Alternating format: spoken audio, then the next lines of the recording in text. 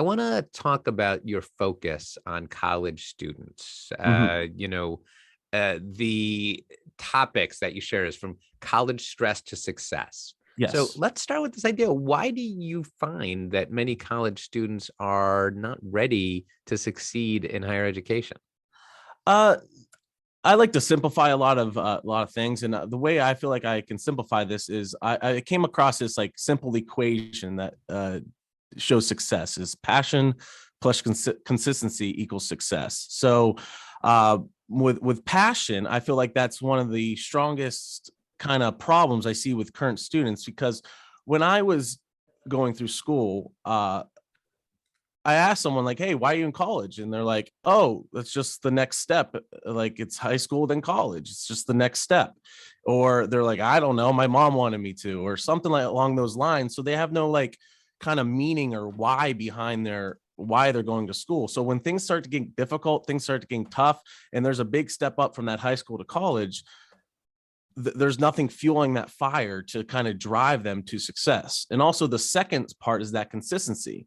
So when college, most kids go away and live on college campuses, so they're no longer in their households. So they don't have their it's like the time of self. It's like self-discipline, self-esteem, self-motivation, self-control.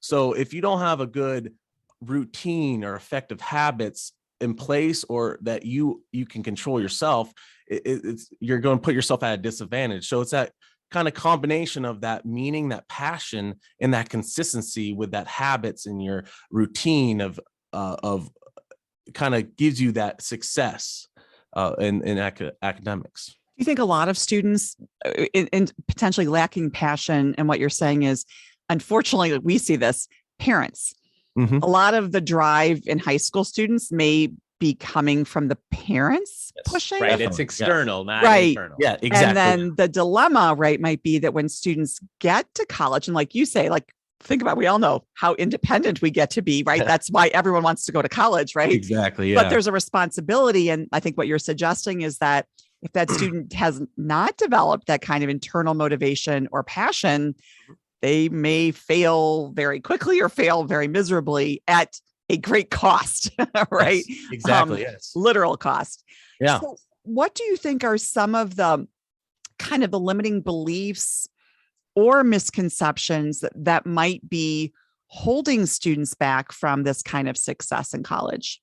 So I think one of the main limiting beliefs is success in academics is either genetic or predetermined, or it's something that it's luck. It's luck. So when I was going through college, I started being really successful. And I had a lot of people come up to me, like, "Man, you're so lucky. You can learn at this pace, and you do so well on tests and all this stuff."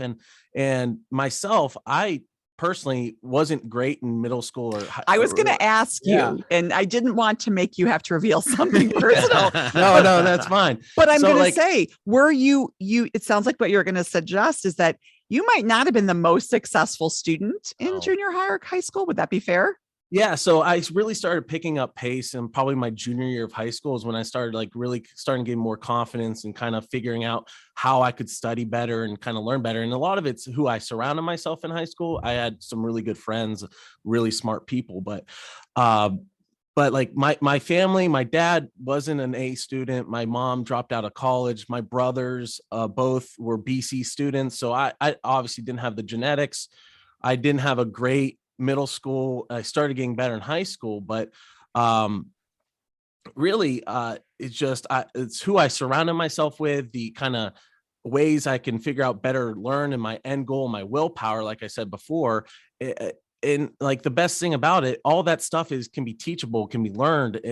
It's really fascinating. And like when people start to think it's genetic or predetermined or there's a luck involved, it kind of like it gives them an escape route, or like kind of like, hey, like I'm a BC student, and that's not necessarily the case all the time. So it's kind of that knowing that, hey, how to learn and figuring out how to best study and kind of get your way through college is teachable, it's learnable. So Do you yeah. think, and I'm in terms of coming from Youngstown, which is obviously, which is a steel town, or at least was a steel town. Yeah. Do you feel like you are made as a more economically depressed area, like this idea of going to college and being successful, maybe that was not, that's harder. Like you had to want that because it wasn't necessarily what you were seeing around you. Yeah, and like obviously right now there's a big push in the area for people to go to trade school now and college, which is great. You do what you have a passion for, and I fully believe that's how you be successful. But yeah, you kind of there's kind of like a grittiness to our area. Like you got to earn what you're given, and like that's kind of the whole Rust Belt area. But yeah, it's just like a feeling that like, hey, you got to earn what you're given, and like not a lot of people take stuff for granted and stuff, all that stuff, and it's just like a passion and a desire, and like you're in charge of your own destiny type feel. We hope you enjoyed this video as much as we did. You'll find plenty more like it when you explore the Test and the Rest channel.